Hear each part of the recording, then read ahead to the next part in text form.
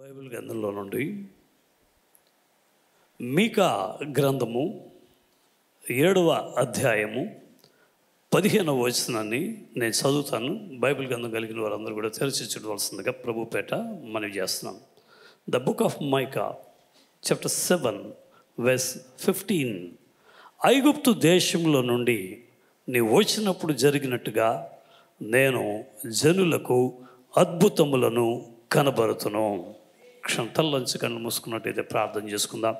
మహోన్నతుడు అయిన మా తండ్రి, మమ్మల్ని మిక్కిలిగా ప్రేమించినటువంటి యేసు స్వామి, ఈ చదవబడినటువంటి లేఖనపు మాటను మీరు అభిషేకించండి.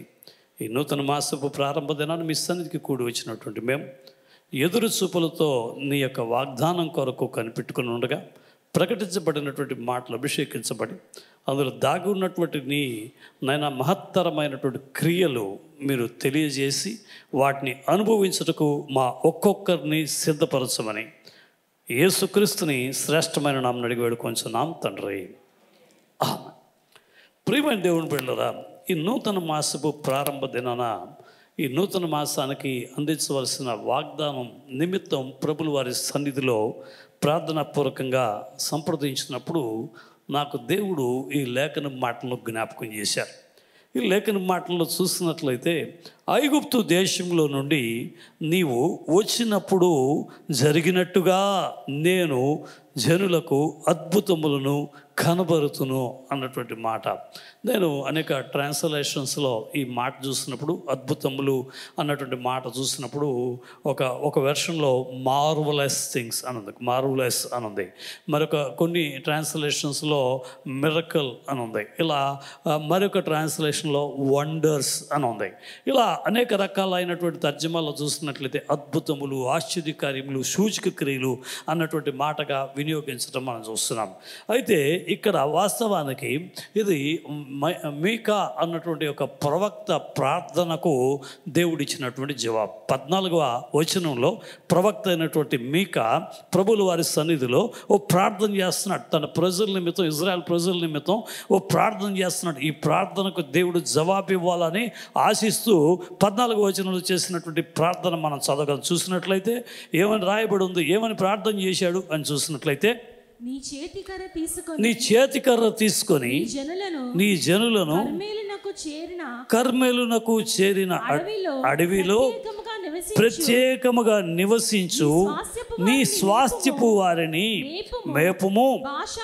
భాషానులోను గిలాదులోను వారు పూర్వకాలమున మేసినట్టు మేయుదురు.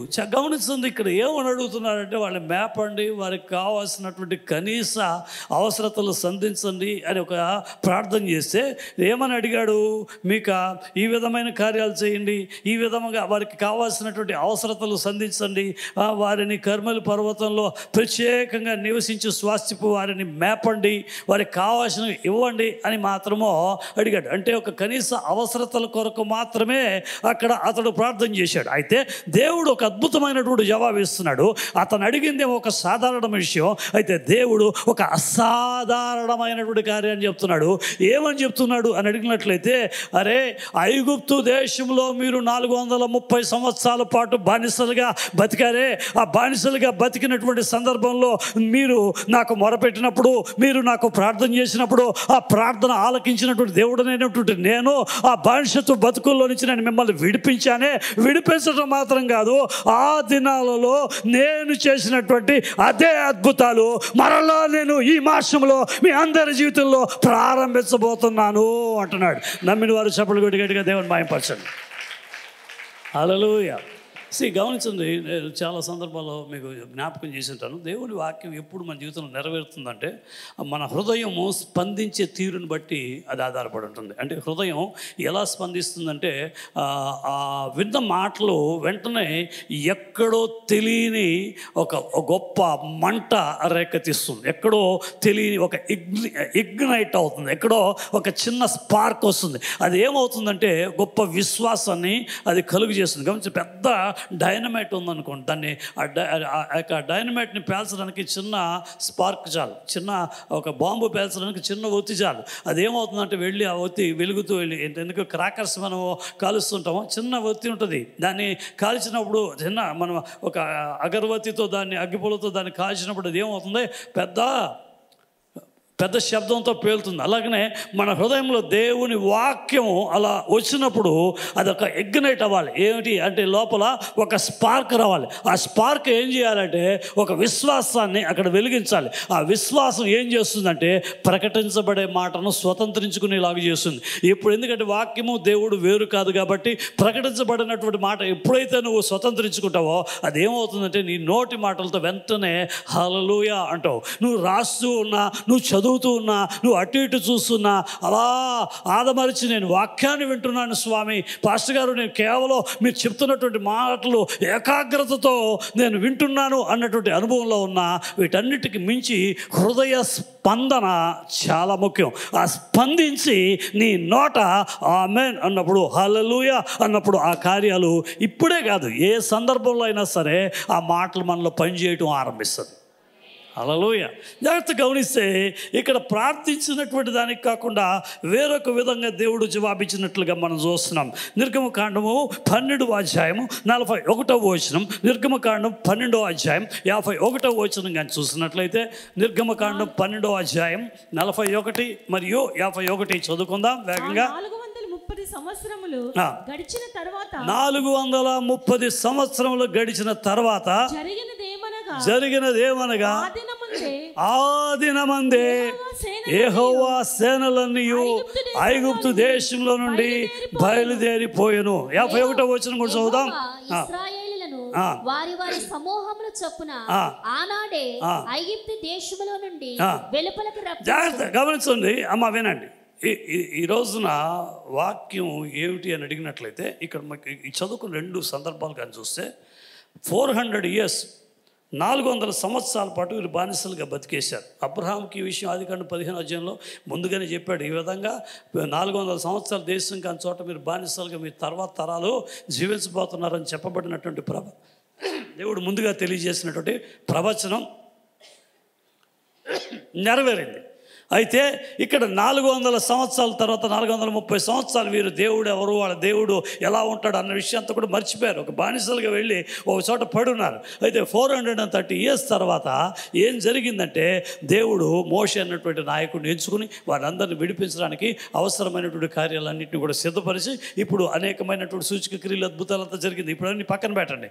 ఇప్పుడు ఏం చేశారంటే దేవుడు అక్కడ ఉన్నటువంటి ఇశ్రాయేల్ ప్రజలందరినీ కూడా విడిపించడానికి ఎంతమంది ఉన్నారు అని అడిగితే 100 మంది కాదు, 1000 మంది కాదు, లక్షలాది మంది ప్రజలు అక్కడ బానిసలుగా ఉన్నారు. ఎందుకంటే నిర్గమకాండం 1వ అధ్యాయంలో చూసినట్లయితే వారు అనుక్షణం ఎప్పటికప్పుడు వారు విస్తరిస్తూ ఉన్నట్లు అక్కడ రాయబడి ఉంది. ఎంతగానో విస్తరించారు. లక్షలాది మంది ప్రజలు ఉన్నారు. అయితే వినండి, లక్షలాది మంది ప్రజల్లో ఒక్కొక్క గోత్రానికి చెందినటువంటి వారిని ఒక సీజన్లో, ఒక్కొక్క గోత్రానికి చెందినటువంటి వారిని మరొక సీజన్లో, ఒక్కొక్క గోత్రానికి చెందినటువంటి వారు సంవత్సరానికి 12 మాసాలు ఉంటుంది కదా, ఒక్కొక్క మాసం ఒక్కొక్కరిని విడిపిస్తాను అనుకోలేదు. ఉన్నటువంటి లక్షలాది మందిని అదే దినమున, ఉన్నటువంటి లక్షలాది మందిని అదే దినమున నువ్వు నమ్ము, ఉన్నటువంటి సంఘములో ఉన్నటువంటి అందరినీ ఇదే దినమున నువ్వు నమ్మినట్లయితే ఇదే దినమున నా దేవుడు విమోచించి విడిపించే కార్యాలు ప్రారంభమవుతాయి. హల్లెలూయా. అక్కడ అదే దినం, ఆ దినమే ఒకే రోజున లక్షలాది మంది ప్రజలు, 6 లక్షల మంది కాల్బలం, ఇంకా స్త్రీలు ఎంతమందో, పిల్లలు ఎంతమందో, వృద్ధులు ఎంతమందో వాళ్ళందరినీ కూడా పరిగణలోకి తీసుకోలేదు. నడవగలిగినటువంటి మంచి బలము కలిగినటువంటి కాల్బలమైనటువంటి పురుషులు మాత్రమే 6 లక్షల మంది. 6 లక్షల్లో ఏదో ప్రపోర్షనేట్గా కొంతమందిని కాదు, అక్కడ ఉన్నటువంటి అందరినీ ఒకే దినమున రాయబడింది. ఆ దినమందే యెహోవా సేనలన్నీ అంటే ఆయన ప్రజలందరూ కూడా ఐగుప్తు దేశంలో నుండి బయలుదేరిపోయారు. 51వ వచనంలో ఆనాడే ఐగుప్తు దేశం నుండి వెలుపలికి రప్పించాడు. మీరు నమ్మండి, ఎంతమంది ఆనాడే అన్న చోట, ఆ దినమందే అన్న చోట ఈరోజు డేట్ రాసుకోండి. పక్కన పెన్సిల్తోనో పెన్నుతోనో డేట్ రాసుకోండి. మీరు డైరీలో రాసుకుంటే ప్రయోజనం లేదు. ఎందుకంటే డైరీ తీసుకెళ్ళి ఎక్కడ పెట్టేస్తారు. కానీ బైబిల్లో రాసుకున్నట్లయితే మీరు చూసుకుంటారు. ఇంకా కూడా బైబిల్లో రాసుకుంటే కూడా ప్రయోజనం లేదు. అది మీ హృదయములో రాసుకోండి. ఈ దినమునందే, ఆమేన్ చెప్పండి ఒకసారి, ఈ దినమునందే దేవుడు అద్భుతమైన కార్యం, లక్షలాది మందికి ఒకే రోజున అద్భుతములు చేసిన దేవుడు, కొద్దిమందికి సీజనల్గా, మరికొంతమందికి కాకుండా అందరికీ, ఆమేన్ అందరికీ ఈనాడే ఈరోజే ఒక అద్భుతమైన కార్యం చేయబోతున్నాడు. చదువుకున్నటువంటి లేఖన మాటల్లో ఏమని వాగ్దానం ఇచ్చాడంటే, ఐగుప్తులో నుండి మీరు బయటకు వచ్చారే, వెలుపలకు వచ్చారే, ఆ రోజు నేను మిమ్మల్ని బయటకు తీసుకొచ్చానే, ఆ రోజు జూన్ 1వ తారీఖు ఈరోజు దేవుడు ఆ రోజు చేసిన కార్యాలు మరలా ఈరోజు ప్రారంభం చేయబోతున్నాడు. ఏమా ప్రత్యేకంగా నా జీవితంలో చూసినట్లయితే జూన్ మా కుటుంబంలో చాలా ప్రెషియస్, చాలా ప్రెషియస్. 1997 ఇదే జూన్ మాసం ఐగుప్తులో నుంచి మేము విడిపించబడ్డాం. ఆమేన్. ఐగుప్తులో నుంచి దేవుడు విడిపించాడు. ఇక్కడ సంఘంలో కూడా నేను, పాస్టర్ గారు, శామ్, మేమంతా కూడా ఇదే జూన్ 29వ తారీఖున బాప్తిజం తీసుకున్నాం. ఇంకా సంఘంలో చాలామంది 29th జూన్ బాప్తిజం తీసుకున్నటువంటి వారుగా ఉన్నారు. అంటే డేట్ పక్కన పెట్టండి. మా జీవితంలో ఈ జూన్ మాసంలో ఐగుప్తులో నుండి విడిపించబడినటువంటి మాసం. అదేవిధంగా నీవు నేను మనమందరం కూడా ఒకప్పుడు ఐగుప్తులో ఉన్నాం, ఐగుప్తులో లోకంలో అన్యులుగా జీవిస్తున్నాం, నామకార్థపు భక్తిలో ఉన్నటువంటి వారంగా ఉన్నాం. ఆ రోజు దేవుడు ఏదో మన జీవితంలో ఏదో కార్యం చేసి, రైలు ప్రయాణంలో నేను వెళ్తున్నాను, ఆ రోజు ఆత్మహత్య చేసుకోవడానికి సిద్ధపడుతున్నాను, కొడైకెనాల్ అన్నటువంటి ప్రదేశానికి వెళ్ళి సూసైడ్ పాయింట్, అంటే భూమి మీదకు సముద్ర మట్టానికి దాదాపుగా 3000 మీటర్లు, more than 10,000 and above feet, 10,000 అడుగుల కన్నా ఎత్తు. ఎందుకంటే కొడైకెనాల్లో నేను బిజినెస్ చేశాను కాబట్టి ఆ ప్రాంతం అంతా బాగా తిరిగాను. నేను చనిపోవాలనుకోవడానికి కూడా కారణం, ఇక్కడెక్కడో చనిపోకూడదు, అక్కడికి వెళ్ళి దూకి చనిపోవాలని కొడైకెనాల్ బయలుదేరి వెళ్తున్నటువంటి సందర్భంలో ప్రభు అయినటువంటి యేసు మే చివరి వారంలో నన్ను దర్శించాడు. జూన్ చివరి వారంలో దేవుడు ఆయనను రక్షించుకున్నాడు. గమనించిన ఐగుప్తుల నుంచి దేవుడు కేవలం 1 మాసపు సమయంలో ప్రభుల వారిని తెలుసుకున్నటువంటి అదే దినాన మా కుటుంబాన్ని విడిపించిన దేవుడు, రక్షించినటువంటి దేవుడు, ఆ రోజున జరిపించినటువంటి అద్భుతాలు మీరు గమనించిన అదే రోజున just before 15th of June I believe, శనివారం అనుకుంటాను, 2వ శనివారమో అనుకుంటాను, 15th మొదటి ఆదివారం జూన్ 7 అనుకుంటాను, కరెక్ట్గా డేటు గుర్తులేదు, 1997లో. ఆ తర్వాత ఆదివారానికి ముందు ఏం జరిగిందంటే చనిపోయినటువంటి మానసకు దేవుడు ఒక అద్భుతం జరిపించి పునర్జన్మను ప్రసాదించాడు. మీరు నమ్మండి, ఈ మాసంలో మా జీవితంలో ఐగుప్తులో నుండి విడిపించబడినటువంటి రీతిలో నీకు నాకు మనకందరికీ కూడా, ఇక్కడ ఉన్నటువంటి వారికి, వీక్షిస్తున్నటువంటి వారికి కూడా ఒక దినం ఐగుప్తులో నుంచి వేరు చేయబడినటువంటి దినం ఉంది. ఒకవేళ అది డిసెంబర్ 31 కొంతమందికి కావచ్చు, కొంతమందికి ఈస్టర్ కావచ్చు, కొంతమందికి గుడ్ ఫ్రైడే కావచ్చు, మరి కొంతమందికి ఆయా దినాలలో ఇక్కడ బాప్తిస్మం ఇచ్చినటువంటి ఆరాధన సందర్భం కావచ్చు. అయితే ఏ దినమైనా, అది ఆగస్టు 7 కావచ్చు, ఏ దినాన నువ్వు ఐగుప్తులో నుండి వేరు చేయబడ్డప్పుడు దేవుడు ఎలాంటి ఒక అద్భుతమైనటువంటి కార్యం జరిపించాడో, కార్యము కాదు ఇక్కడ రాయబడి ఉంది, అద్భుతములు అంటున్నాడు. అంటే సింగులర్గా చెప్పలేదు, సింగులర్గా చెప్పలేదు. ఏమంటున్నాడు? ప్లూరల్. అంటే ఏంటి? బహువచనంలో చెప్తున్నాడు, అద్భుతములు చేయబోతున్నాడు. హల్లెలూయా. నేను ఏదో సందర్భం నిన్న కొంచెం బాగా బిజీగా ఉన్నాం, అస్సలు ఒత్తిడి, ఎంతో బిజీగా ఉన్నటువంటి సందర్భంలో ఈ వర్తమానం నేను సిద్ధపడిన తర్వాత ఏదో ఒక మాట వచ్చినప్పుడు మధ్యాహ్నం సాయంత్రం అనుకుంటాను, నేను పాస్టర్ కదా, అసలు నాకు దేవుడు ఒక వర్తమానం ఇచ్చాడు కానీ మనసంతా కూడా నేనైతే ఈ వర్తమానం చెప్పాలనుకోవట్లేదు, నాకైతే ఈ వర్తమానం వద్దనిపిస్తుంది నాకు. ఎందుకంటే బోల్డ్ అని ఆశీర్వాదాలు ఇచ్చేస్తున్నాడు, ఇప్పటికే సంఘంలో ఆశీర్వాదాలు అని చాలామంది ఇలా అనుకోండి. నా మటుకైతే నేను చెప్పాలనుకోవట్లేదు, నేను వేరే ఇంకేదైనా ప్రిపేర్ అవుదాం అనుకుంటున్నాను, ఇంకేదైనా ఆలోచిద్దామని అనుకుంటున్నాను. నేను నా సాయశక్తిలో ప్రయత్నం చేశాను వేరే ఇంకేమైనా చెప్దామని. పాస్టర్గా చెప్పాడు, దేవుడు చెప్తే ఒకవేళ సంఘానికి అంత అవసరతలు ఉన్నాయేమో, సంఘాన్ని దేవుడు ఆ విధంగా ప్రేమిస్తున్నాడేమో, దేవుడు చెప్పింది చేయండి అని చెప్పి. నాకైతే నేను సిన్సియర్లీ స్పీక్ టు యూ, నేను మధ్యాహ్నం నిన్న కూడా ఏదైనా తయారు చేసి వేరే విధంగా ఇది వద్దు ఈ అద్భుతాలు వద్దు అన్న డెసిషన్కి నేను వచ్చాను. కానీ but God made me to speak the same. దేవుడు నన్ను ఎంత బలవంతం చేసి చెప్పినటువంటి మాట, 7 అద్భుతమైన కార్యాలు ఈ రోజున దేవుడు చేయబోతున్నాడు. 1, 2, 3 అసలు వాగ్దాన పారాధనలోనే 7 చెప్పలే నేను. జనవరి 1 7 చెప్పలే, కానీ ఈ నెల 7 కార్యాలు దేవుడు చేయబోతున్నాడు.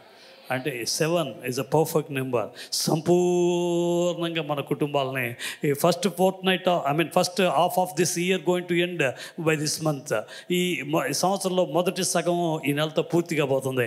మొదటి సగంలోనే దేవుడు మహత్తరమైనటువంటి కార్యాలు జరిపించి నెక్స్ట్ మంత్ సెకండ్ హాఫ్ ఎలా ఉంటుందంటే, చాలా సందర్భాల్లో మనం చూస్తాం కదా, సినిమా చూసి వచ్చినప్పుడు ఫస్ట్ హాఫ్ బాగాలేదు కానీ సెకండ్ హాఫ్ బాగుంది అంటాం. సెకండ్ హాఫ్ బాగుంటానికి దేవుడు ఈ ఫస్ట్ హాఫ్ని ఆశీర్వాదకరంగా దేవుడు నియమించబోతున్నాడు. ఎంతమంది నమ్ముతున్నారు? నేను ముందుగానే చెప్పా, ఇగ్నైట్ అవ్వాలి, స్పార్క్ ప్లగ్ ఉండాలి, సెల్ఫ్ మోటార్ బటన్ నొక్కాలి, లేకపోతే కిక్ ఇవ్వాలి. అప్పుడు ఏమవుతుంది? మంట పుడుతుంది. హల్లెలూయా, స్తోత్రం చేద్దామా. మొదటిగా చూసినట్లయితే అదే నిర్గమకాండమే తెరిచిపెట్టుకోండి. ఎందుకంటే ఏమో వాక్యమో, ఐగుప్తులో నుండి విడిపించబడ్డప్పుడు ఏం చేశాడో అది చేయబోతున్నాడు. 12వ అధ్యాయం 51వ వచనం కానీ చూస్తే, 12వ అధ్యాయం 51వ వచనం ఇందాక చదువుకున్నాం అదే మాట. యెహోవా ఇశ్రాయేలును వారి వారి సమూహముల చొప్పున ఆనాడే ఐగుప్తు దేశము నుండి వెలుపలికి రప్పించను. గమనించండి, ఆనాడే వెలుపలకు రప్పించను. జాగ్రత్తగా గమనిస్తే ఇందాక చదువుకున్నటువంటి 41వ వచనంలోనూ ఇప్పుడు చదువుకున్నటువంటి 51వ వచనంలోనూ దాదాపుగా 430 సంవత్సరాల పాటు వాళ్ళు అక్కడ సఫర్ అయ్యారు. ఎంతకాలం? అంతా ఇక్కడే ఉన్నారా? మెలకుగా ఉన్నారా? చెప్పండి, ఎంతకాలం సఫర్ అయ్యారు వాళ్ళు? చెప్పండి. మనకి వారం రోజులు జ్వరం వస్తేనో, 15 రోజులు ఒంట్లో బాగాలేకపోతేనో, వారం రోజులుగా ఎట్లా చెప్తామా? తలనొప్పి వచ్చింది అనుకోండి పొద్దు నుంచి సాయంత్రం లోపల ఎలా చెప్తాం? కొంతమంది మొఖాలు జ్వరం గట్రా వదిలిపోయిన తర్వాత కూడా, పోయిన వారం జ్వరం వచ్చింది అయినా ఎట్టుంటుంది, భూమికి ఎక్కడో దెబ్బ తగులుతుంది అట్లా నడుస్తారు. ఎలా నడుస్తారా? భూమికి ఏమైనా అయిపోతుందేమో వీళ్ళు నడిస్తే అన్నంతగా. అంటే అంత భయం అనమాట లోపల. ఈ శరీరాన్ని కాపాడుకోవడానికి అంత జాగ్రత్తగా అడుగు వేస్తూ అలా ఉంటారు. అంటే గమనించండి, దాన్ని ఎప్పుడు ఎవరైనా పలకరించారు, ఏంటమ్మా బాగలేదు, వారం రోజులుగా జ్వరం. ఎట్లా చెప్తామా? ఎలా చెప్తాం? 15 రోజులుగా ప్రాబ్లం అండి, నెల రోజులుగా హాస్పిటల్ చుట్టూ తిరుగుతున్నాండి, 2 నెలలుగా ప్రయత్నాలు చేస్తున్నాడు. కేవలం 2 నెలలకే వీళ్ళు ఇశ్రాయేల్ ప్రజలు ఎట్లా చెప్పాలి ఇప్పుడు? బాగా చెప్పండి, ఎలా చెప్పాలి? 430 సంవత్సరం. మీరు నమ్మండి, మొట్టమొదటిగా దేవుడు అనేక వత్సరముల శ్రమలలో నుండి, అనేక వత్సరముల పోరాటాల నుండి, అనేక వత్సరముల వ్యాధి బాధలు బలహీనతల నుండి విడిపించబోతున్నాడు ఈ రోజున. ఆమేన్. అనేక సంవత్సరాలు, అనేక మాసాలు, అనేక వారాలు, అనేక రోజులుగా మీరు ఏదో విషయంలో శ్రమలు, ఏదో విషయంలో పోరాటాలు, ఏదో విషయంలో ఇరుకులు, ఏదో విషయంలో ఇబ్బందులు ఎదుర్కొంటూనే ఉన్నారు. ఈ రోజులు గడిచినాయి, వారాలుగా మారినాయి, నెలలుగా అవి మారినాయి, సంవత్సరాలు అయిపోతున్నాయి. ఇంకా కూడా మా జీవితంలో ఇందులో నుంచి నేను విడిపించబడలేదే, ఇంకను ఈ కార్యంలో నుండి తప్పించబడలేదే, నువ్వు అనుకుంటున్నా నా దేవుడు నిన్ను చూసి చెప్తున్నాడు. అనేక వత్సరముల పోరాటముల నుండి ఈనాడే దేవుడు ఒక గొప్ప విడుదల దయచేయబోతున్నాడు. బైబిల్ గ్రంథంలో మనం కానీ చూసినట్లయితే ఆదికాండం 15వ అధ్యాయం 13వ వచనంలో ఈ 400 సంవత్సరాల పాటు ఈ విధంగా వారు బానిసలుగా ఉంటారు అన్నటువంటి విషయం అబ్రహాంతో దేవుడు చెప్పినటువంటి మాట చదవగా వెంటనే తీస్తే చక్కమని చదవాలి. తమది కాని పరదేశమందు నివసించి ఆ దేశపు వారికి దాసులుగా ఉందరు. 400 లాంగ్ ఇయర్స్ వీళ్ళు దాసులుగా మారిపోయారు. ఈ విషయం ముందుగానే అబ్రహాముతో దేవుడు చెప్పాడు. ఆ 400 ఏళ్ళు దాసులుగా ఉన్నటువంటి వీరిని దేవుడు గమనించాడు. ఒక్కొక్క వారం ఒక్కొక్కరిని, ఒక్కొక్క నెల ఒక్కొక్కరిని కాదు, ఒకే రోజున చెప్పండి అనేక సంవత్సరాల బాధల్లో నుండి, అనేక సంవత్సరాల శ్రమల్లో నుండి, అనేక సంవత్సరాల పోరాటాల్లో నుండి, అనేక సంవత్సరాల శ్రమలలో నుండి అదే రోజున దేవుడు విడిపించాడు. ఈ జూన్ మాసం దేవుడు ఏం చేయబోతున్నాడంటే ఇదే రోజు అనేక వత్సరముల పోరాటాల్లో నుంచి విడుదల ఇవ్వబోతున్నాడు. ఆమేన్. బైబిల్ గ్రంథంలో చూసినట్లయితే 12 సంవత్సరాలు రక్తస్రావ వ్యాధితో బాధపడింది ఒక స్త్రీ. 12 లాంగ్ ఇయర్స్. గమనించండి, స్త్రీలు అనేటువంటి వారికి ఈ విషయం తెలుసు, వివరించాల్సిన అవసరం లేదు. నెలకు 3 రోజులు అంటేనే ఎంతనో వేదనతో పడే విషయం. అలాంటిది కొన్ని వారాలు అంటే అసలు భరించలేనంత బాధ. అలాంటిది వారాలు కాదు, మాసాలు కాదు, 12 సంవత్సరాలు తన యావదాస్తిని కూడా అమ్మి వైద్యులకు ఖర్చు పెట్టి ఆ వైద్యం ద్వారా ఏ విధంగానూ ఉపశమనం పొందలేనటువంటి 12 సంవత్సరాల పాటు వ్యాధితో బాధపడినటువంటి, రక్తస్రావ వ్యాధితో బాధపడినటువంటి ఆ స్త్రీకి దేవుడు అద్భుతమైనటువంటి విడుదల, ఆయన మహిమ వస్త్రము ముట్టిన వెంటనే ఆశ్చర్యమైనటువంటి స్వస్థతను పొందుకున్నట్లుగా మనం చూస్తున్నాం బైబిల్ గ్రంథంలో. అంతేకాదు 18 సంవత్సరాలుగా నడువు వంగిపోయినటువంటి స్త్రీ ఒక రోజున యేసుక్రీస్తు ప్రభుల వారు 18 లాంగ్ ఇయర్స్ అలా నడువు వంగిపోయింది. కొంచెం సేపు వంగితేనే, లేక కొంచెం సేపు మనం కూర్చుంటే మీరు చూస్తున్నాను, కూర్చున్న తర్వాత లేవండి, చివరిలో మనం ప్రార్థన చేసుకుంటాం, ఆరాధన చేద్దాం, లేకపోతే వాక్యానికి అప్పగించుకుందాం అంటే అలా మూమెంట్ ఇచ్చి మెల్లగా లేచి ఆ నిలబడిన తర్వాత కూడా అక్కడెక్కడ పట్టేసినట్టు ఉంటుంది. But this lady 18 long years, 18 సంవత్సరాలు అలా నడువు వంగిపోయినటువంటి పరిస్థితుల్లో కనబడుతుంది.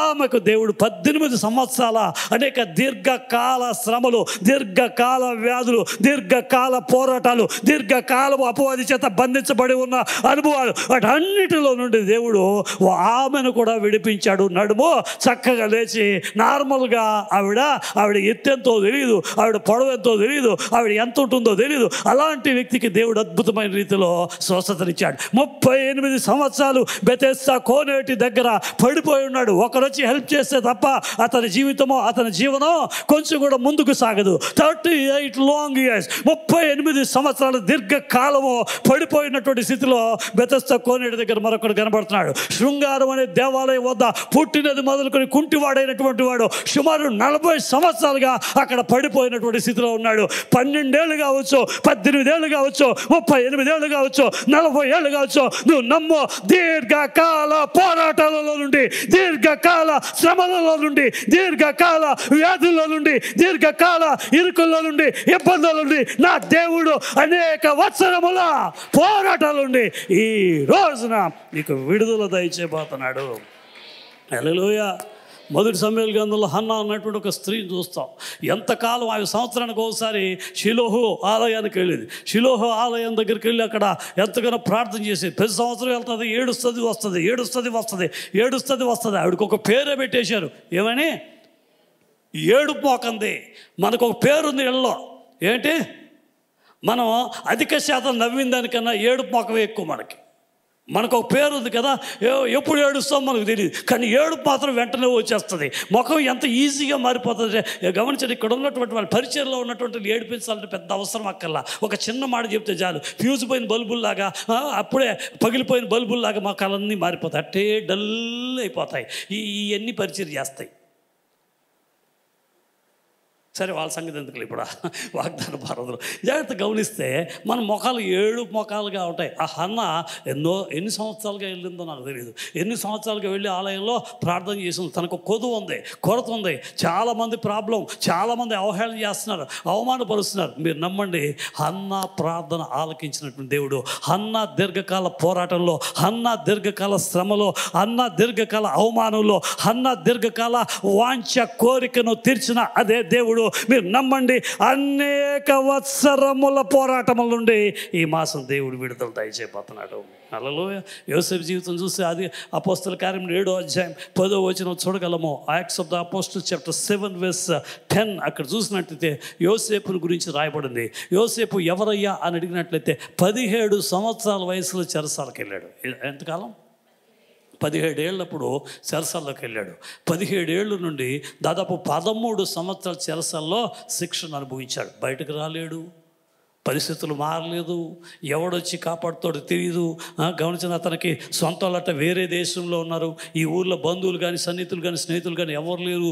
గమనించండి, వాళ్ళని చెరసాల్లో ఉన్నటువంటి ఖైదీలను చూడడానికి వాళ్ళు బంధువులు వస్తుంటారు, ఏదో తీసుకొచ్చి ఇస్తుంటారు, యాస్పిషియస్ డేస్లో ఏదో అందిస్తుంటారు. అయితే యోసేపుకి అయితే ఎవడు వచ్చేవాడు లేదు, చెప్పేవాడు లేదు, మాట్లాడే దిక్కు లేదు. అసలు బంధువులు సన్నిహితులు స్నేహితులు అన్నటువంటి వారు ఎవరు లేదు. 13 సంవత్సరాలు అలా మగ్గిపోతున్నటువంటి వ్యక్తిగా ఉన్న దాంట్లోనే ఆనందం అనుకొని, దాంట్లోనే సంతోషం అనుకొని, మనకు ఎవరు లేకపోయినా ఈ పక్కన ఉన్న వాళ్ళే మన బంధువులు సన్నిహితులు స్నేహితులు అనుకుంటూ ఎలాంటి అనుభవంలో వేదన అనుభవిస్తూ బాధను అనుభవిస్తూ భరిస్తూ 13 ఏళ్ళు వచ్చాడో. గమనించిన ప్రియమైన దేవుడు, ప్రభువును అంగీకరించినటువంటి సందర్భంలో కొన్నిసార్లు మనకు బంధువులు దూరం అయిపోతారు, సన్నిహితులు దూరం అయిపోతారు, స్నేహితులు దూరం అయిపోతారు, అందరూ విడువబడినటువంటి వారంగా ఉంటాం. మనకు ఏదో మేలులు మన ద్వారా మంచి సహాయమో సహకారం పొందుకున్నటువంటి వారు సైతమో ఏదో మనం ప్రభువును అంగీకరించాము అని వాళ్ళు దూరంగా పెడుతున్నారు మీరు అనుకున్నారు. కానీ వాళ్ళ అసలు బుద్ధులు ఆ రోజు బయటపడ్డాయి. మనకి ప్రభువును అంగీకరించడం అంతా ఒక కారణం కాదు. ఒక దేవుని అంగీకరించడం, ఒక మార్గాన్ని అంగీకరించడం అన్నది వాళ్ళ వ్యక్తిగత విషయం. ఈ వ్యక్తిగత విషయాన్నే వాళ్ళ హృదయంలో కారణంగా చూపి వాళ్ళ అస్సలు బుద్ధులు బయటపెట్టి అనేక మంది మనల్ని దూరంగా పెట్టారు. అనేక వత్సరాలుగా నువ్వు వేదన అనుభవిస్తున్నావు. ఒకవేళ యోసేపు లాగా అక్షరాల 13 సంవత్సరాల శ్రమలో పోరాటంలో నువ్వు ఉంటే, అనేక సంవత్సరముల ఆ పోరాటంలో నా దేవుడి మాసం నీకు గొప్ప విడుదల దయచేయబోతున్నాడు. ఆనాడే ఇజ్రాయెల్ ప్రజలందరూ ఆనాడే విడిపించబడ్డారు. చెప్పండి, ఏనాడు? ఆనాడే. ఆ సంవత్సరం ఏంటి? అనేక సంవత్సరాలు, 400 లాంగ్ ఇయర్స్, 430 ఇయర్స్, 430 సంవత్సరాల పోరాటంలో మొదటిగా అనేక వత్సరముల పోరాటం నుండి విడుదల దయచేయబోతున్నాడు. నిర్గమకాండం 12వ అధ్యాయం 32వ వచనం చదువుకుందాం. నిర్గమకాండం 12:32. మీరు చెప్పినట్లు మీ మందలను మీ పశువులను తీసుకుని పోవుడి, నన్ను దీవించుడని చెప్పెను. చాలు. నీవు చెప్పినట్లు, మీరు చెప్పినట్లు మీ మందలను మీ పశువులను తీసుకుని పోవుడి, నన్ను దీవించుడని చెప్పెను. అమ్మ వినాలి, బాగా వినాలి. ఐగుప్తులో నుండి, మూలవాక్యం మర్చిపోకండి, ఐగుప్తులో నుండి విడిపించబడినటువంటి సందర్భంలో దేవుడు ఎటువంటి అద్భుతాలు అక్కడ ఉన్నటువంటి ఇజ్రాయెల్ ప్రజలకు జరిపించాడో అలాంటి అద్భుతాలు చేస్తున్నాడు. మొట్టమొదటిగా అనేక వత్సరముల పోరాటాల నుండి విడుదల. రెండోది, ఇక్కడ చూసినట్లయితే ఫరో అంటున్నాడు. ఎవరితో అంటున్నాడు అని అడిగినట్లయితే ఆ అహరోను మోషేలతో అంటున్నాడు. ఏమని అంటున్నట్టే, ఇదిగో మీరు చెప్పినట్లుగానే మీరు ఏం చేస్తారంటే మీ మందల్ని, మీ పశువుల్ని, మీ జనాలంతా మీరు తీసుకుని వెళ్ళిపోండి అంటున్నాడు. వెళ్ళిపోండి మాత్రమే కాదు, మీరు వెళ్ళేటప్పుడు నన్ను దీవించండి, వెళ్ళేటప్పుడు నన్ను ఆశీర్వదించండి అంటున్నాడు. ఎవరిని అంటున్నాడు అని అడిగినట్లయితే, ఎవరినైతే అణిచివేశాడో, ఎవరితో అంటున్నాడు ఫరో అంటే, ఎవరినైతే అణిచివేశాడో, ఎవరినైతే బానిసలుగా చూశాడో, ఎవరినైతే లెక్క చేయకుండా, ఎవరినైతే కేవలంగా వ్యవహరించాడో వాళ్ళతోనే అంటున్నాడు. అయ్యా దయచేసి మీరు వెళ్ళటం మాత్రమే కాకుండా నన్ను దీవించన్నాడు.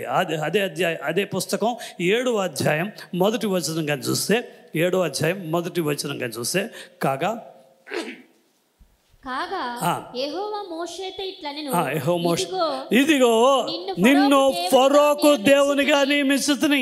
ఇదిగో చాలు, ఇదిగో నేను నిన్ను ఫరోకు దేవునిగా నియమించుతుని. ఈ మోషే ఎవరమ్మా, ఈ మోషే ఎవరయ్యా అని అడిగినట్లయితే, ఐగుప్తీని చంపినటువంటి సందర్భంలో ఎక్కడ ఫరో శిక్షిస్తాడో అన్న భయంతో ఊరు వదిలి పారిపోయినటువంటి వాడు అక్కడ వెళ్ళి ఇత్రో కుమార్తెను పెళ్లి చేసుకుని 40 ఏళ్ల తర్వాత మరలా ఊరిలోకి వచ్చాడు. ఊరిలోకి వచ్చినటువంటి సందర్భంలో దేవుడు నన్ను ఈ విధంగా పిలిచాడు, దేవుడు నన్ను ఈ విధంగా ఇదిగో మా ప్రజలందరినీ విడిపించి తీసుకెళ్ళమంటున్నాడు అని చెప్పినటువంటి సందర్భంలో లెక్క చేయలే ఫరోని, లెక్క చేయలా. ఎంత నువ్వేంట్రా, నీ బతికేంట్రా, నువ్వు చేసే అద్భుతాలు మా ఊర్లో ఉన్నటువంటి శకునగాండ్రు కూడా చేయగలరు, మా ఊర్లో ఉన్నటువంటి నా దగ్గర పనిచేస్తున్నటువంటి వీళ్ళు కూడా చేయగలరు అని ఎంతో లెక్క చేయకుండా మోషేను ఎగతాళి చేసినటువంటి అతనిని గురించి దేవుడు అంటున్నాడు, ఏ ఫరో అయితే నిన్ను లెక్క చేయలేదో, ఏ ఫరో అయితే నిన్ను అణగద్రొక్కడానికి ప్రయత్నం చేశాడో, ఏ ఫరో అయితే నువ్వు చేసే సూచక క్రియలు, నువ్వు చేసే అద్భుత కార్యాలు తన దగ్గర ఉన్నటువంటి శకునగాండ్రు, గారడి వారు, మాంత్రికులు కూడా చేయగలరని ఎలా నిన్నైతే కేవలంగా ఆ ఎగతాళిగా మాట్లాడుతున్నాడో, అదే ఫరోకు నేను నిన్ను దేవునిగా నియమించుతనే. హల్లెలూయా. అదే ఫరోకు నేను నిన్ను దేవునిగా నియమించుతున్నా అంటున్నాడు. 12 అధ్యాయంలో ఇందాక చదువుకున్నటువంటి లేఖన మాటలు చూసినట్లయితే నా ప్రియమైన దేవుని బిడ్డలారా ఏమంటున్నాడంటే అదే వారితో అయ్య బాబోయ్ మీరు ఇక్కడ ఉండక్కర్లేదు, మీరు ఇక్కడి నుంచి బయలుదేరి వెళ్ళండి. ఏం చేస్తారంటే వెళ్ళే ముందు నన్ను కొంచెం ఆశీర్వదించి వెళ్ళండి, నన్ను దీవించి వెళ్ళండి అంటున్నాడు. మీరు నమ్మండి. రెండోదిగా చేయబోయే కార్యం ఏమిటి అని అడిగినట్లయితే అణచిన వారే దీవించమని కోరుకుంటారు నిన్ను. నిన్ను అణగద్రొక్కిన వారే నన్ను ఆశీర్వదించండి అని కోరబోతున్నాడు. నిన్ను అవమానపరిచిన వారే అయ్యా నన్ను దీవించయ్యా, తెలియకుండా మాట్లాడేశా, తెలియకుండా చేసా, తెలియకుండా నీ కుటుంబం జోలికి వచ్చా, తెలియకుండా నీ మీద చేతులు పెట్టా, దయచేసి నన్ను దీవించు, దయచేసి నన్ను ఆశీర్వదించు, దయచేసి నువ్వు ఒక మాట చెప్పు బాబు అని చెప్పి అణచిన వారే దీవించమని కోరబోతున్నారు. ఆమె చెప్పండి ఒకసారి హల్లెలూయా చెప్పండి. 113వ కీర్తన 7, 8 వచ్చిన వేగంగా టైం అయిపోతుంది. 7 చెప్పాలంటే మధ్యలో 3, 4 ఆపలేనుగా. మామూలు రోజుల్లో అయితే ఏదైనా ఆపేయచ్చు. ప్రధానులతోనూ తన ప్రజల ప్రధానులతోనూ వారిని కూర్చుండే పెట్టుటకై ఆయన నేల నుండి దరిద్రులను గమనించండి. మనల్ని ఎక్కడి నుంచి చేశారంటే ప్రధానులతోనూ ప్రజల ప్రధానులతోనూ వారిని కూర్చుండబెట్టుటకు మనల్ని ఎక్కడి నుంచి తీశాడో నేల నుండి పెంట కుప్ప మీద నుండి దీనులను పైకెత్తువాడు. హల్లెలూయా. మీరు నమ్మండి. ఎక్కడో ఉన్నటువంటి మనల్ని, ఎక్కడో అణగారిపోవలసినటువంటి మనలో కొందరు జీవితాలని దేవుడు ఏం చేయబోతున్నట్టే లేవనెత్తే ప్రధానులతోనూ. హల్లెలూయా. నువ్వు నమ్ము. నీ ఉద్యోగం చాలా చిన్న ఉద్యోగం, ఎన్నేళ్ళు గడిస్తే ఎంత ప్రమోషన్ వస్తుందో, ఎన్నేళ్ళు గడిస్తే ఈ వ్యాపారాలు అభివృద్ధి కలుగుతుందో, ఎంత ప్రయాసపడితే చాలామందికి ఇంటలెక్చువల్ నాలెడ్జ్ అంటే ఈ భూ సంబంధమైనటువంటి జ్ఞానం, వాళ్ళకు ఉన్నటువంటి జ్ఞానం విజ్ఞానము వాళ్ళు తెలివితేటలు ఏం చేస్తారంటే అబ్బో ఎంతో చేస్తే తప్ప, అబ్బో ఎంతో ప్రయాసపడితే తప్ప, అబ్బో ఈ విధంగా నడుచుకుంటే తప్ప మన పరిస్థితులు ఎప్పుడు మారుతాయి, మనం ఎప్పుడు ఆ గొప్ప స్థాయికి వస్తాం, ఈ ప్రమోషన్ రావాలంటే 2 ఏళ్ళు, ఆ ప్రమోషన్ రావాలంటే ఈ డిపార్ట్మెంట్ ఎగ్జామ్, అది జరగాలంటే ఇది జరగాలి, ఇట్లా చాలా క్యాల్కులేషన్స్ ఉంటాయి. అయితే నా దేవుడు చెప్తున్నాడు పెంట కుప్పల్లో నుండి లేవనెత్తి ప్రధానంతో కూర్చొని పెట్టగలిగినటువంటి దేవుడు ఏ ఫరో అయితే అణగద్రక్కాలనుకున్నాడో, అణిచివేయాలనుకున్న అదే ఫరోను దీవించే గొప్ప స్థితికి. హల్లెలూయా. మోషేని ఎవరికి దేవుడిగా నియమించాడో ఫరోకు దేవుడిగా నియమించాడు. హల్లెలూయా. ఎవరికి దేవుడిగా నియమించాడు? ఫరో ఆ దేశానికి దేవుడైతే ఫరోకు దేవుడిగా ఎవరు దేవుడు నియమించాడో మోషేని నిలబెట్టాడు. మీరు నమ్మండి.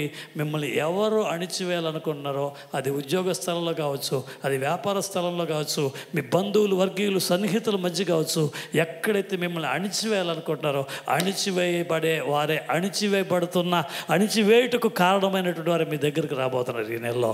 నన్ను దీవించు, నా నిమిత్తం ప్రార్థించు, నా నిమిత్తం ప్రార్థించు, నా నిమిత్తం ప్రార్థించు, నా నిమిత్తం మీ దేవుడికి మొరపెట్టు, ఒక్కసారి నీ నోటితో నేను బాగుంటానని చెప్పు అని చెప్పే కార్యాలు మన జీవితం దేవుడు చెప్పేది. ఎంతమంది నమ్ముతున్న వాళ్ళు మాత్రం చెప్పడం కూడా దేవుడు మైపరుస్తాడు. నిర్గమకాండ 12వ అధ్యాయం 35, 36 వచనాలు చదువుకుందాం. ఇశ్రాయేలీయులు మోషే మాట చొప్పున చేసి ఐగుప్తుల యొద్ద వెండి నగలను, బంగారు నగలను, వస్త్రములను అడిగి తీసుకొనిరి. యెహోవా ప్రజల ఎడల ఐగుప్తులకు కటాక్షము కలగజేసిన గనక వారు వారికి కావలసిన వాటిని ఇచ్చిరి. అట్లు వారు ఐగుప్తులను దోచుకొనిరి. 38వ వచనం కూడా చదువుదాం. అనేకులైన అన్యజనుల సమూహమును, గొర్రెలు, ఎద్దులు మొదలైన పశువుల గొప్ప మందలను వారితో కూడా బయలుదేరిను. జాగ్రత్తగా గమనిస్తే నా ప్రియమైన దేవుని బిడ్డలారా, మూడవదిగా మొట్టమొదటిగా మనం చూసాం ఏమిటి అని అడిగినట్లయితే అనేక వత్సరముల పోరాటాల్లో నుండి విడుదల. చెప్పండి, అనేక వత్సరముల పోరాటాల్లో నుండి విడుదల. రెండవది అణచిన వారినే దీవించదు, అణగద్రొక్కిన వారినే దీవించబోతున్నావు. మూడోదిగా చూసినట్లయితే ఇక్కడ మనం ఏం చదువుకుంటున్నామంటే దేవుడు వాళ్ళతో ఇశ్రాయేలు ప్రజలు ఐగుప్తీయుల దగ్గరికి వెళ్ళి నగలిమ్మంటున్నారు. బంగారు నగలు, వస్త్రాలు అడగంగానే వాళ్ళు ఇచ్చేస్తున్నారు. ఒకసారి ఊహించండి, వీళ్ళెవరు? 430 ఏళ్ళుగా ఉన్నటువంటి వీళ్ళెవరు? బానిసలు. ఇప్పుడు మన ఇంట్లో బానిసలు ఎక్కల్లా, మన ఇంట్లో పని వాళ్ళు ఉన్నారు అనుకుందాం, మన దగ్గర పని చేసేవాళ్ళు ఉన్నారు. ఒకరోజు వచ్చి అరువుకి పెళ్ళికి వెళ్తున్నారు, అమ్మగారు మీ నెక్లెస్ కొంచెం ఇవ్వండి అంటే ఇస్తామా? పెళ్ళికి వెళ్తున్నాం అయ్యగారు మీ పెళ్ళినాటి సూట్ ఒకటి ఇవ్వండి, మేము ఫంక్షన్కి వెళ్తున్నాం అంటే ఇస్తామా? పోనీ మీ పెళ్ళినాటి పట్టు చీర ఉందే లేకపోతే మొన్న ఈ మధ్య తీసుకున్నారే అది ఒక్కసారి నాకు ఇవ్వండి అంటే ఇస్తామా?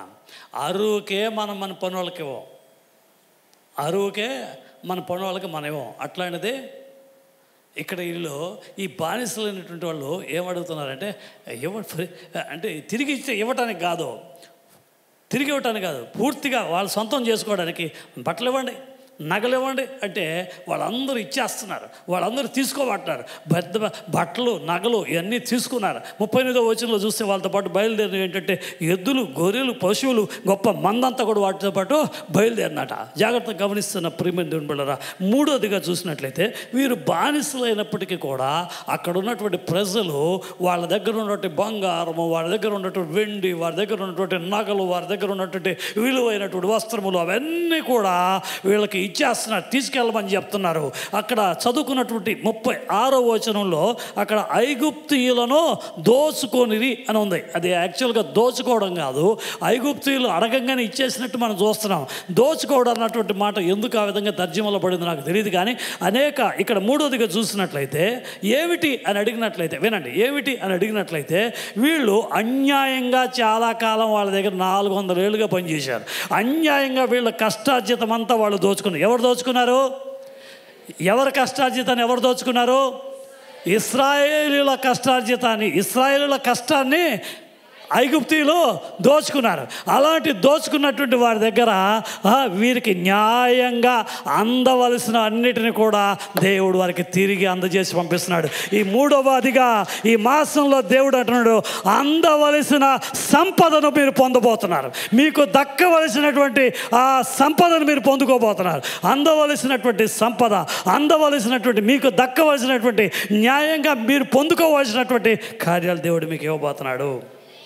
ఆదికాండం 32వ అధ్యాయం 10వ వచనంలో మనం యాకోబు చెప్పినటువంటి ఒక మాట చదవగలం. ఏంటి?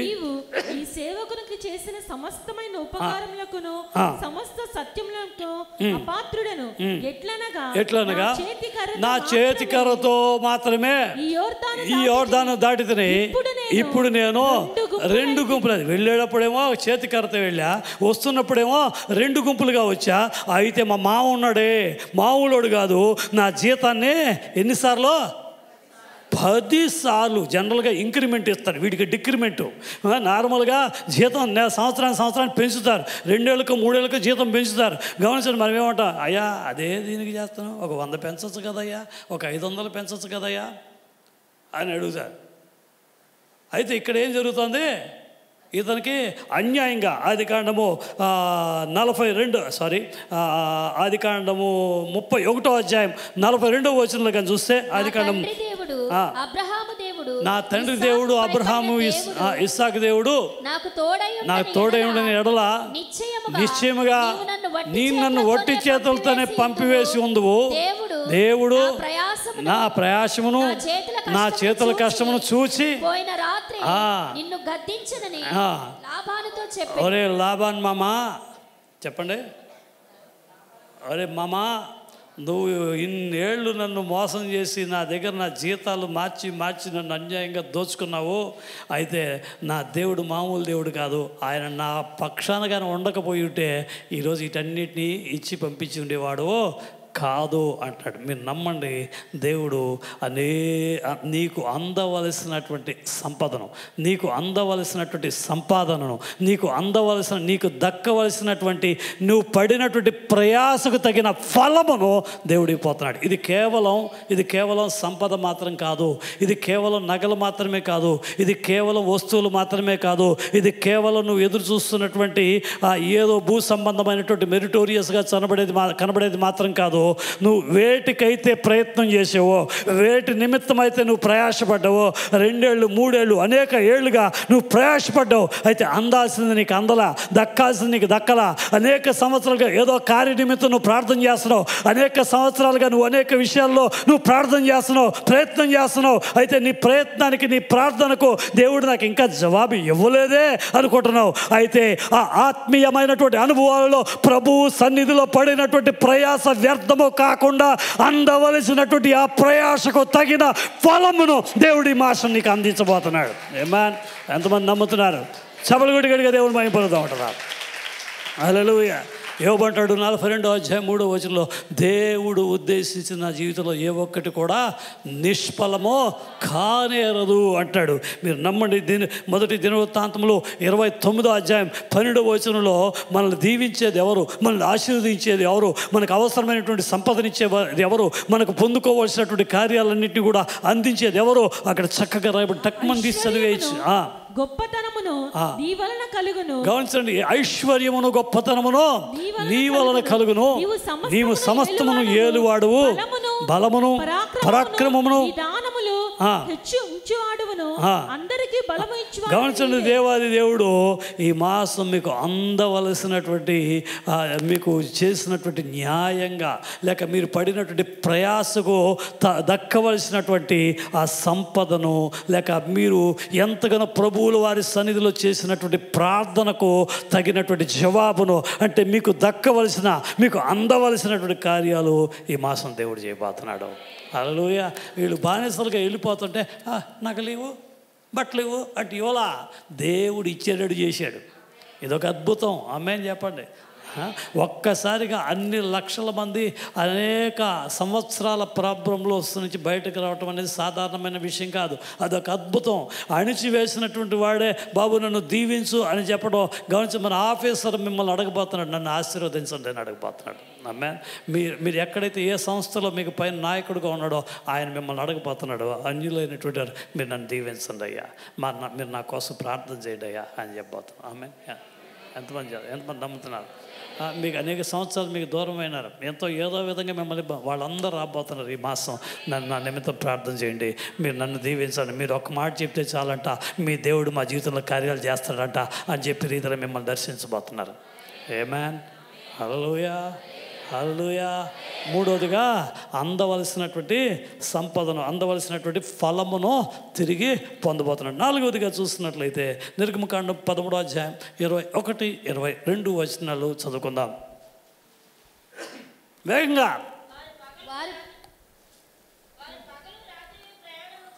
మైక్లో నాకు రికార్డ్ అవుతుంది కదా. వారు పగలు రాత్రియు ప్రయాణము చేయనట్లుగా యెహోవా త్రోవలో వారిని నడిపించుటకై పగటి వేళ మేఘస్తంభములోను వారికి వెలుగిచ్చుటకు రాత్రి వేళ అగ్నిస్తంభములోను ఉండి వారికి ముందుగా నడుచుచూ వచ్చెను. చాలు. నాలుగవదిగా చూస్తున్నట్లయితే నా ప్రియమైన దేవుని బిడ్డలారా, నిర్గమకాండము 13వ అధ్యాయము 21, 22 వచనాల్లో మనం చూసేవి ఏంటంటే, పగలు మేఘస్తంభంగా రాత్రి అగ్నిస్తంభంగా ఉండి, గమనించండి, ఇజ్రాయెల్ ప్రజలు 40 సంవత్సరాల ప్రయాణంలో వీరికి ఏ విధమైన ఆపద, ఏ విధమైన కష్టము, ఏ విధమైనటువంటి ఇబ్బంది జరగకుండా వీళ్ళు నడిపిస్తూ వస్తున్నాడు. మనము ప్రత్యక్ష గుడారం గురించి ధ్యానం చేస్తున్నాం, ఇంకా పూర్తిగా మనం వాటి లోపలికి వెళ్ళలేదు. కానీ అక్కడక్కడ ఆయా ప్రాంతాల్లో ఇజ్రాయెల్ ప్రజలు నడిపిస్తున్నటువంటి సందర్భంలో ఒక పెద్ద స్థలానికి వచ్చినప్పుడు, పెద్ద మైదానానికి వచ్చినప్పుడు కొంతకాలం ప్రయాణం తర్వాత అక్కడ టెంట్లేసి ప్రత్యక్ష గుడారము ఏర్పాటు చేసిన తర్వాత అక్కడ ప్రజలందరూ కూడా గమనించండి, బలులు అర్పిస్తున్నారు. ప్రజలందరూ కూడా ఆ యాజకులు, ప్రధాన యాజకులు ప్రభుల వారి సన్నిధిలో ఆరాధన చేస్తున్నారు. ఆరాధన చేసినప్పుడు ప్రజలందరూ కూడా ఆ బలులు అర్పించబడినటువంటి సందర్భంగా పాప పరిహారార్థ బలిగా, శాప విమోచనార్థన బలిగా, ఇలా అనేక కార్యాలు జరిపించినప్పుడు వీళ్ళు వెళ్ళి దేవుని దగ్గర ఆరాధన చేసినటువంటి సందర్భంలో ప్రధాన యాజకుడు మహాపరిశుద్ధ స్థలంలోకి వెళ్ళినటువంటి సందర్భంలోనూ ఆ తర్వాత దేవుడు వాళ్ళతో మాట్లాడి ఏం చేస్తున్నాడంటే, నెక్స్ట్ డెస్టినేషన్ ఏంటి, నెక్స్ట్ మజిలీ ఏంటి, నెక్స్ట్ ఎక్కడికి వెళ్ళాలి, నెక్స్ట్ ఏం చేయాలి, నెక్స్ట్ ఏంటి, ఆ తర్వాత అడుగు ఏంటి, ఇదిగో ఇక్కడ చేశా, తర్వాత నెక్స్ట్ ఏం చేయాలి అన్నటువంటి కార్యాలు తెలియనటువంటి పరిస్థితుల్లో ఉన్నటువంటి ఇజ్రాయెల్ ప్రజలకు దేవుడు ఆ నడిపింపు ఎలా ఉందంటే, పగలు మేఘస్తంభంగా ఉండి రాత్రి అగ్నిస్తంభంగా ఉండి, అంటే పగలు కానీ రాత్రి కానీ ఏ విధమైన ప్రమాదం, ఏ విధమైన హాని, ఏ విధమైన కీడు, ఏ విధమైనటువంటి ఇబ్బంది కలగకుండా దేవుడు అద్భుతమైనటువంటి రీతిలో వీళ్ళని నడిపించాడు. గమనించండి, ఈ మాసం 32వ కీర్తన 8వ వచనంలో చెప్పబడినట్లుగా, 32వ కీర్తన 8వ వచనంలో చెప్పబడినట్లుగా, నేను నీకు ఉపదేశము చేసేదను, నీవు నడవవలసినటువంటి మార్గము మీరు నమ్మండి. ఈ మాసం దేవుడు మిమ్మల్ని అద్భుతమైన రీతిలో నడిపించబోతున్నాడు. హల్లెలూయా. గమనించండి, మీరు కుడి తట్టు తప్పిపోతుంటే మీరు ఎడం తట్టు తప్పిపోతుంటే వెంటనే ఆయన నీకు ఒక స్వరం వినపడుతుంది, నువ్వు నడవలసిన త్రోవ ఇదే. గమనించండి, ఏదో విన్నప్పుడు ఏదో కార్యం మనలో ఏదో ఆలోచనలు తీసుకొచ్చి తప్పుడు స్టెప్, రాంగ్ స్టెప్ తీసుకొని మనం నెగటివ్గా ఎలా వెళ్ళాలో అర్థం కానటువంటి పరిస్థితుల్లో ఏంటిలా అన్నటువంటి ఆలోచన మనం కలిగినటువంటి సందర్భంలో ఏం చేయాలి నెక్స్ట్, ఏంటి ఇలా జరిగింది అన్నటువంటి ఆలోచన వచ్చినప్పుడు అదే రోజు అదే సమయంలో లేకపోతే మరుసటి రోజు దేవుడు నీతో మాట్లాడడం ఆరంభిస్తాడు. నువ్వు అనుకుంది కరెక్ట్ కాదు, నువ్వు నడుస్తున్నది కరెక్ట్ కాదు, నువ్వు కుడివైపు తిరుగుతున్నావు, నువ్వు ఎడమవైపు తిరుగుతున్నావు, ఈ లెఫ్ట్ రైట్ కరెక్ట్ కాదు, నువ్వు స్ట్రైట్గా వెళ్ళు, నువ్వు స్ట్రైట్గా వెళ్తున్నావు, నువ్వు స్ట్రైట్గా వెళ్ళటం కరెక్ట్ కాదు, టేక్ రైట్ టర్న్ అంటాడు, నువ్వు రైట్ టర్న్ తీసుకుంటావు, నువ్వు లెఫ్ట్ టర్న్ తీసుకో అంటాడు. ఇలాగ గమనించండి, ఒక్కొక్క సందర్భంలోనూ దేవుడు అద్భుతమైన రీతిలో నిన్ను నడిపించబోతున్నాడు. నాకు మార్గమును ఉపదేశమును ఆలోచనను గ్రహించి హల్లెలూయా ఈ మాసం అద్భుతమైనటువంటి నడిపింపు దేవుడు నీకు కలిగజేయబోతున్నాడు. మన బుర్ర ఎట్టాడిది ఎంత ఉంటుంది ఆ మెదడు. నేను అనుకుంటూ ఉంటాను, ఒక మేకను గురించి మన ఎప్పుడో చెప్తున్నారు, మేక అన్ని విధాలుగా ఉపయోగపడుతుందట. మేక గోట్ గమనించండి, బాగా జలుబు చేసింది అనుకో, కాళ్ళ సూప్ అంట, కాళ్ళ సూపు. చెన్నైలో నాకు ఫ్రెండ్ ఉండేవాడు, నరేష్ అని. అనేవాడు, ఏ వేపనోడా తలకాయ మాంసం తింజోడరా బాగుంటుంది అనేవాడు నన్ను. ఏం తలకాయ నేను, మేక తలకాయ తింజోడరా అనేవాడు. గమనించండి, మేక చూడండి, తలకాయ మాంసం బాగుంటుంది, జాయింట్ బాగుంటుంది. ఒకసారి మేము ఎప్పుడో ఒక స్టార్ హోటల్కి భోజనానికి వెళ్ళినప్పుడు మేము అంత ఫ్రెండ్స్ అంతా వెళ్ళాం. స్టార్ హోటల్లో వాళ్ళు ఆర్డర్ చేశారు, 18,000 రూపాయలు ఎంతో ఆ డిష్, 18,000 అంటే. అప్పట్లో 18,000 అంటే ఇప్పుడు ₹1,00,000 పైన ఉంటుంది. ఏంటంటే పెద్ద వస్తూ ఉంటే ఆ డిష్ కోసం వెయిట్ చేస్తున్నాం. మేమంతా ఏం పెట్టాడు, ఏం ఆర్డర్ ఇచ్చాడు తెలియదు మాకు. మేమంతా కూర్చుని ఉన్నాం. గమనించండి, నేను కూడా వాళ్ళతో పాటు ఫంక్షన్ అంతే, ఇంకా రకరకాలైనటువంటి భోజన పదార్థాలు ఉన్నాయి, వెజ్ నాన్ వెజ్ చాలా ఉన్నాయి. వాటన్నిటి వెళ్తుంటే ఒక పెద్ద ట్రాలీలో తీసుకొచ్చారు. ఏమిటని చూస్తే ఒక పెద్ద పెద్దది మేకపిల్ల దాని మీద పెట్టి, షేప్ అంతా అట్టే ఉంది, కానీ లోపలంతా తీసేయాల్సినంత తీసేసి ఎంతో అద్భుతంగా వండి దాన్ని తీసుకొచ్చారు. 18,000 ఆ డిష్. ఇప్పుడు ఇట్ మేబీ ల్యాక్స్లో ఉంటుంది అది. And I'm telling about 30 years back, 25 years, 27-30 years back. అది ఆ పెద్ద మేక షేప్లో ఉన్నది అట్లే తీసుకొచ్చాడు. ఈ హోటల్ సవేరా అనే హోటల్ ఉంది చెన్నైలో, సవేరాలోనే దొరుకుతుంది. ఇది చాలా ఫేమస్. ఇది 18,000 రాపిస్తాడా అనుకున్నాను. గమనించండి, ఆ విధంగా ఎందుకు వచ్చింది ఇక్కడ. మేక కాలు ఉపయోగపడుతుంది, మేక బాడీ ఉపయోగపడుతుంది, మేక తల ఉపయోగపడుతుంది, మేక కాలు సూపు జలుబులో నుంచి విమోచన ఏమంటారో స్వస్థత కలుగు చేస్తుంది. ఇలా పనికి మాలిన మేక ఎంతో చక్కగా ఉంటుంది. అసలు గమనించండి, మేక ఆకులు తింటుంది, కొండలు ఎక్కుతుంది. మేకను తింటాం మనము, మంచం ఎక్కుతాం మనం. సరే, ఇప్పుడు దాని సంగతి పక్కన పెడితే ఈ యొక్క మేక చూసినట్లయితే అన్ని విధాలుగా ఉపయోగపడుతుంది. మనకైతే ఈ చితికిపోయిన బుర్ర ఇంత ఉంటుంది. ఇది మేక బుర్రనైనా ఉన్నది తింటారు, కానీ మన బుర్రనే ఉన్నది తింటాడా? తినటానికి వండి పెడితే చిచి దుర్మార్గపు ఆలోచనలు ఇవంతా కూడా అన్ని నెగటివ్ యాటిట్యూడ్. నేను తిన్నా అని చెప్తుంది. మనల్ని వండి కానీ ఒకవేళ మేకకు పెడితే, మనల్ని వండి కానీ ఇంకెవరికైనా పెడితే ఎవరిని, మన కాళ్ళు వేలు పెడితే పచ్చడి చేరిపోతుంది, కాళ్ళు పెడితే పచ్చిగా ఎండిపోతుంది, కళ్ళు పడితే బిల్డింగ్ కూలిపోతుంది.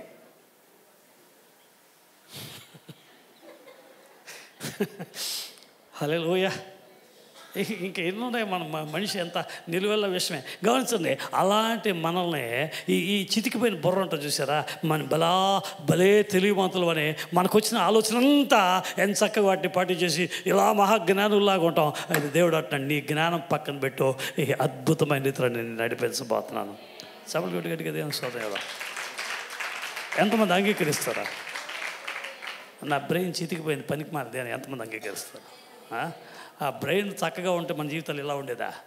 ఇంకెక్కడో ఉండేది. ఆమె చెప్పడం సరే, మీరు ఎంత మంచివారంటే అన్నీ అంగీకరిస్తారు. దేవుడికి మహిమ కలుగును గాక. గట్టిగా వస్తుంది కదా. 4 కార్యాలు చూసాం. ఇంకా ముచ్చటగా 3 చెప్పి ముగించబోతున్నాను నేను. మొదటిగా ఏంటి?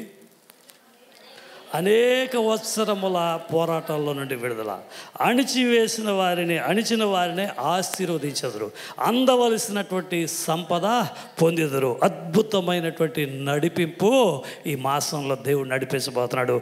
నిర్గమకాండ 16వ అధ్యాయం 35వ వచనం కానీ చూస్తే, నిర్గమకాండ 16వ అధ్యాయం 35వ వచనం, ఇశ్రాయేలులు నివసింపవలసిన దేశమునకు తాము వచ్చు 40 ఏండ్లు మన్నానే తిరుచుండిరి. ఇశ్రాయేలు నివసింపవలసిన దేశమునకు తాము వచ్చు 40 ఏళ్ళు, అట్లా చదవాలట, 40 ఏళ్ళు మన్నానే తినుచుండ్రి. కనాను దేశపు పొలిమేరలు చేరు వరకు మన్నాను తిండి. అంటే గమనించండి, వీళ్ళు వెళ్ళేటప్పుడు గ్యాస్ బండలు తీసుకెళ్ళా, వెళ్ళేటప్పుడు కట్టెలు పొయ్యి తీసుకెళ్ళా, వెళ్ళేటప్పుడు వంట వండుకోవడానికి అవసరమైనటువంటి ఏవి కూడా తీసుకెళ్ళా. 40 సంవత్సరాల పాటు కనాను పొలిమేరలు చేరేంత వరకు కూడా వీళ్ళకి అవసరమైన అన్ని దేవుడు సంధించాడు, అవసరతలన్నీ సంధించాడు,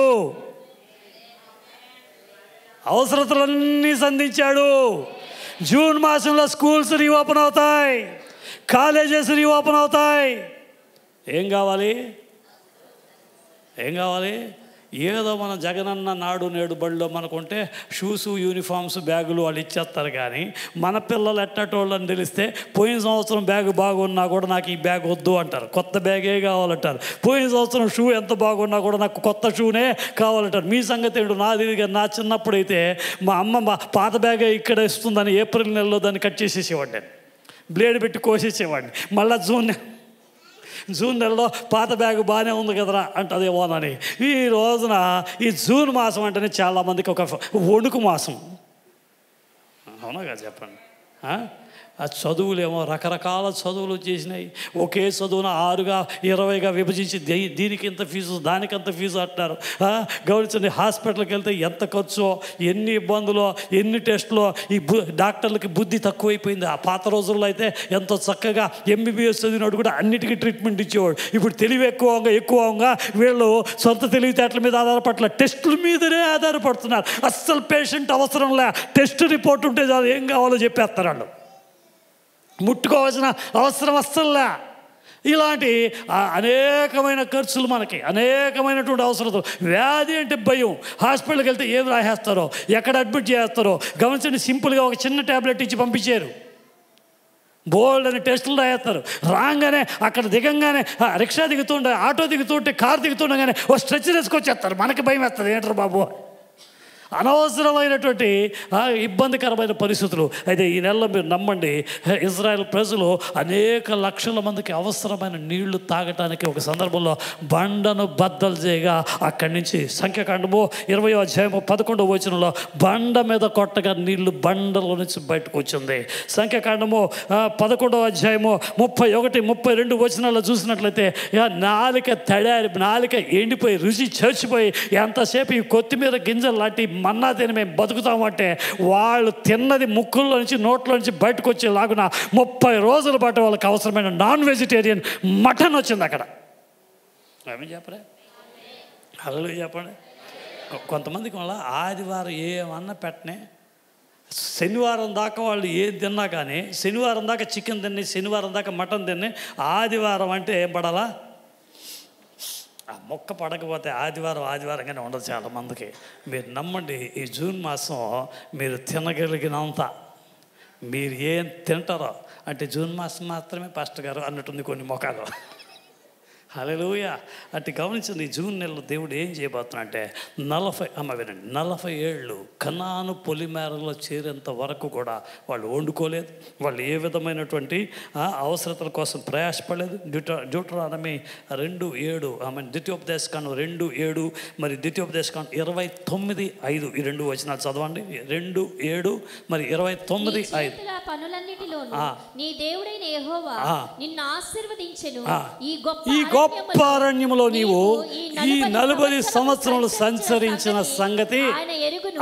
నీ దేవుడైన యెహోవా నీకు తోడై ఉన్నాడు, నీకేమీయో తక్కువ కాదు. ఈ కాంక్రీట్ అడవిలో, ఈ విజయవాడ పట్టణంలో మీరు నమ్మండి, ఈ మాసం నీకు ఏది తక్కువ కాకుండా ఈ జూన్ మాసము నీ అవసరతలన్నీ సంధించబడతాయి. కొంతమందికి 1వ తారీఖు జీతం వస్తుందంటేనే భయం, కొంతమందికి 1వ తారీఖు వస్తేనే భయం. ఎందుకంటే 1 నుండి 10 దాకా, 1 నుండి 15 దాకా, 1 నుండి 7 దాకా కమిట్మెంట్లు, కిస్తీలు, ఈఎంఐలు, ఏం చేయాలో అర్థం కాకుండా జీతమేమో 5 సంఖ్యలు, జీతమేమో 6 సంఖ్యలు, ఆదాయమేమో బోల్డ్ అవుతుంది, దానికి మించినటువంటి కమిట్మెంట్లు ఉన్నాయి, ఏం చేయాలో అర్థం కాదు. గమనించండి, 29వ అధ్యాయం 5వ వచనం ద్వితీయోపదేశ కాండంలో, మీ దేవుడైనటువంటి యెహోవాను మీరు తెలుసుకున్నట్లు 40 సంవత్సరంలో నేను నడిపించదని, మీ బట్టలు పాతగిలిపోలేదు, మీ చెప్పులు పాతగిలిపోలేదు. ఎంత అద్భుతం! గమనించు, ఏ బట్టలు 40 ఏళ్ళు పనిచేస్తాయి? ఏ బట్టలు పాతగిలిపోకుండా పోయిన వారం బట్టలు ఈ వారం ఫేడ్ అయిపోతుంటాయి. అట్టాడిది 1 నెల 2 నెలల ముందు కొన్న బట్టలే ఫేడ్ అయిపోతుంటాయి. ఈ తెల్ల బట్టలు ఉంటాయి చూసారు, ఎంత ఇబ్బంది అంటే ప్యాంటు షర్ట్ మ్యాచ్ అవ్వదు, 2 ఒకేసారి కొని ఉన్నా కూడా మ్యాచ్ అవ్వదు. ఎందుకంటే ఇది కొంచెం ఎల్లో షేడ్ వచ్చేసి ఉంటుంది, మీకు కూడా అంతే కదా, బ్లౌజు శారీ మ్యాచ్ అవ్వదు.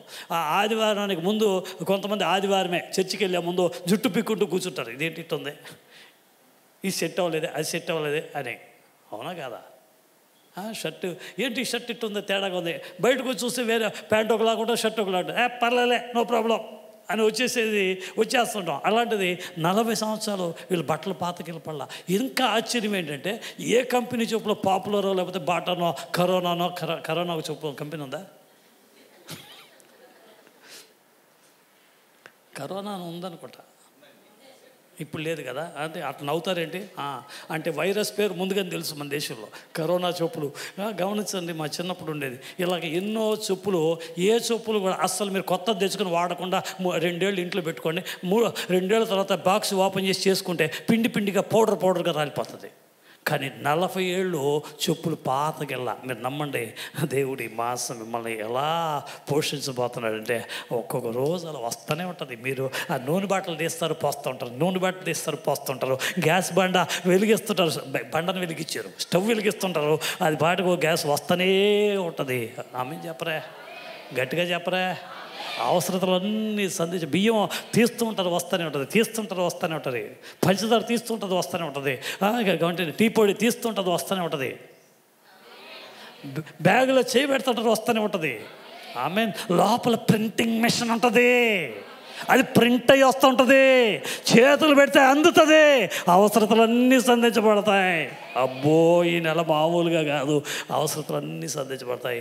6వదిగా చూసినట్లయితే నిర్గమకాండం 14వ అధ్యాయం 21-22 వచనాల్లో చూసినట్లయితే, సముద్రము వైపు తన చెయ్యి చాపగా యెహోవా ఆ రాత్రి అంతయు బలమైన తూర్పు గాలి చేత సముద్రమును తొలగించి దాన్ని ఆరిన నేలగా చేసెను.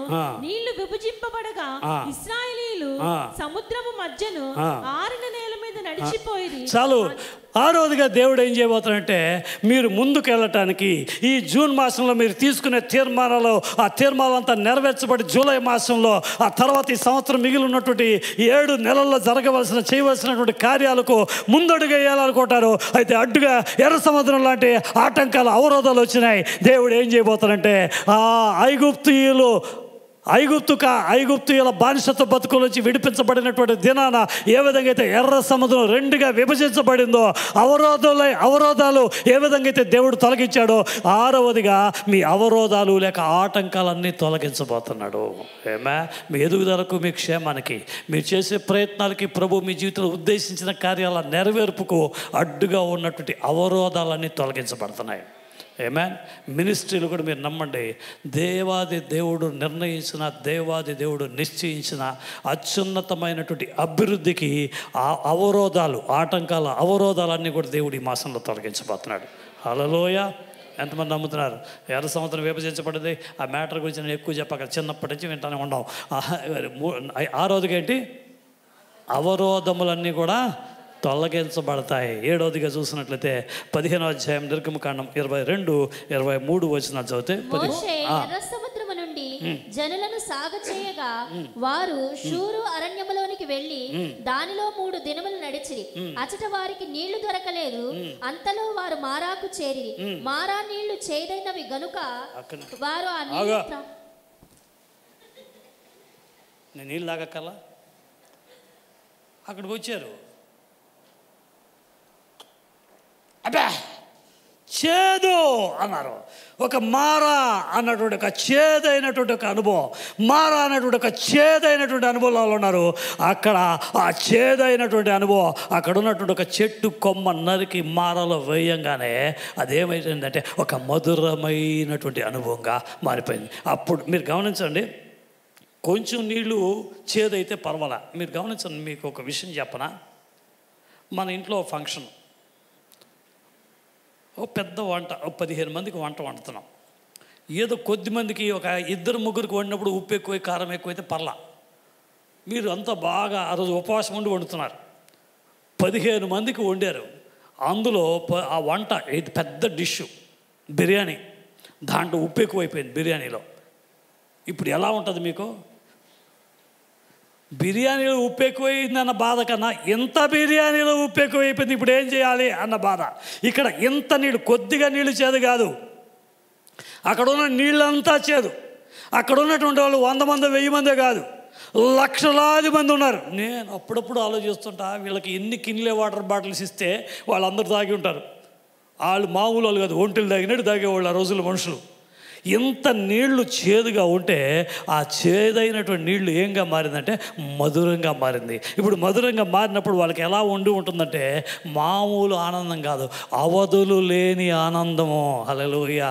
మీరు గమనించండి, ఈ నెల అంటే మే నెల 31వ తారీఖు వరకు ఏ చేదైన అనుభవాలు మీరు అనుభవించారో, ఏ చేదైన మార్గంలో మీరు నడిపించబడ్డారో, ఏ కార్యాలు మీ ఎదుట చేదుగా అనిపిస్తూ వచ్చిందో ఆ చేదైనటువంటి అనుభవాలన్నింటినీ కూడా దేవుడు తొలగించడానికి ఒక మధురమైనటువంటి అనుభవంగా మార్చి అవధులు లేని ఆనందాన్ని దేవుడు ఈ మాసం ఇవ్వబోతున్నాడు. చెప్పండి, అవధులు లేని ఆనందం. హల్లెలూయా. ఎంత హ్యాపీగా, అబ్బా నా స్థితిగతులు అన్నీ మారిపోయినాయి, దేవుడు ఈ మాసం ఇవన్నీ చేసేసాడు అని చెప్పబోతున్నారు. మోకరిద్దాం, దేవుని వైపు చూద్దాం. హల్లెలూయా. అయితే దానికి ఏం చేయాలి? అక్కడే 26వ వచనం, 15వ అధ్యాయం 26వ వచనంలో ఉంది నిర్గమకాండం. మీ దేవుడైన యెహోవా వాక్కును శ్రద్ధగా విని ఆయన దృష్టికి న్యాయమైన వీటన్నిటికీ 2 చేయాలమ్మా. అయ్యా, ఇవన్నీ 7 కార్యాలు ఈ నెలలో దేవుడు చేయబోతారు. అనేక వత్సరముల పోరాటంలో నుండి విడుదల, అందవలసినటువంటి సంపదను పొందుకోబోతున్నారు, అణిచినటువంటి వారిని మీరు ఆశీర్వదించబోతున్నారు, అద్భుతమైనటువంటి నడిపింపు మీరు కలిగి ఉండబోతున్నారు. అవసరతలన్నీ కూడా సంధించబడతాయి, ఆటంకాలు అవరోధములన్నీ కూడా తొలగించబడతాయి, అవధులు లేని ఆనందాన్ని దేవుడు ఇవ్వబోతున్నాడు. అయితే వీటన్నిటికీ చేయాల్సిన 2 మొట్టమొదటిగా ఆ పరిస్థితుల మధ్య వారందరూ మొరపెట్టారు.